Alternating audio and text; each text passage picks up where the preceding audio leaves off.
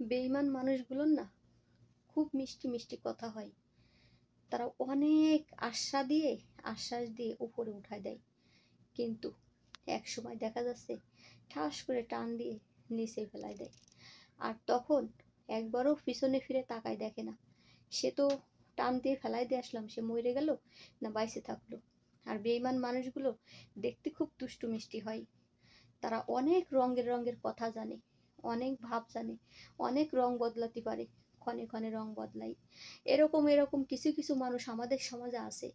এমন এমন মানুষ যে এমন কথাবার্তা বলবে যে তোমাকে ছাড়া আমি বাঁচবো না, তুমি আমার দুনিয়াতেও আখেরাতেও দুই দুই কালেই তোমার নিয়ে আমি থাকতে চাই। দেখবেন যারা কিরে কসম দিয়ে কথা বলে না, যারা অনেক শপথ করে তারাই বেশি ভঙ্গ করে, তারাই বেশি ভঙ্গ করে। আর এই সমস্ত কিছু কিছু প্রতারণার লোক আছে, যে সমস্ত ঘরের বউর সাথে প্রতারণা করে, বাহিরে মেয়েদের সাথে প্রতারণা করে, তারপরে অন্য অন্য মানুষদের সাথে প্রতারণা করে। এই সমস্ত প্রতারণার বিচার জন্য আল্লাহ পাক করে, নিজে হাতে করে। কারণ বুঝবেন না, ভালোবাসা শুধু কি পরকীয়ার ভিতর ভালোবাসা থাকে, অন্য ছেলেকে অন্য মেয়ে ভালোবাসে তার ভিতর ভালোবাসা থাকে? নো। ভালোবাসা স্বামী স্ত্রীর ভিতরেও থাকে, ভালোবাসা ছেলে মেয়ের প্রতিও থাকে, ভালোবাসা মা বাপের প্রতিও থাকে। তো দেখেন, স্বামী স্ত্রীর যে ভালোবাসা, সে ভালোবাসাটা হচ্ছে অনেক আন্তরিকতার একটা ভালোবাসা। একটা মেয়েকে বিয়ে দেয়, সে মনে করে কি আমার স্বামীই সব, আমার স্বামী এই দুনিয়াতে সব কিছু, আমার সংসার, আমার স্বামীর সংসার মানে আমার সব কিছু। এমন একটা জোর করে মনে একটা বল রেখে তারপরে স্বামীর সংসার করে প্রত্যেকটা মেয়েরা।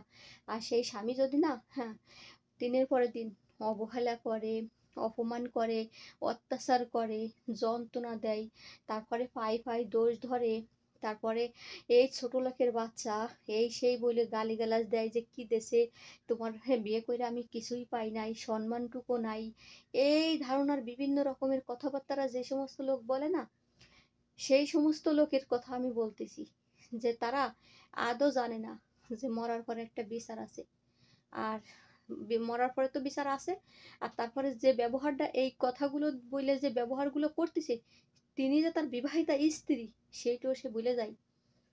যে শুধু আমার ঘরের বান্দির মতো কাজ করতেছে না, আমার বিবাহিতা স্ত্রী, তো এর সঙ্গে আমি অন্তত আমার স্ত্রীর মর্যাদা দেওয়ার জন্য আমি তার সাথে সম্মান করে কথা বলি। কিন্তু অনেক ছেলেরা আছে, দেখা যাচ্ছে ঘরের বউরে সম্মান দিয়ে কথা বলতে পারে না, সম্মান দিয়ে কথা বলে না, ছোট করে দেখে, ছোট করে কথা বলে সবসময়ের জন্য। তারপরে কত মেয়েরা ধৈর্য ধরতে ধরতে চুপ মারে থাকে। এইভাবে অনেক মেয়েদের জীবন দেখেন গা কাটতেছে। তারপর আমি সব বোনদের বলবো, ধৈর্য ধরেন। ধৈর্য ধরে যদি স্বামীর সংসারে থাকি একবেলা পর আর একবেলা খান, সেটাও আপনি শান্তি। যাযাবরের মতো বাইসে থাকার থেকে না থাকা অনেক ভালো। তাই স্বামীর ঘরে যেভাবে আছেন আপনি সেভাবে থাকার চেষ্টা করেন।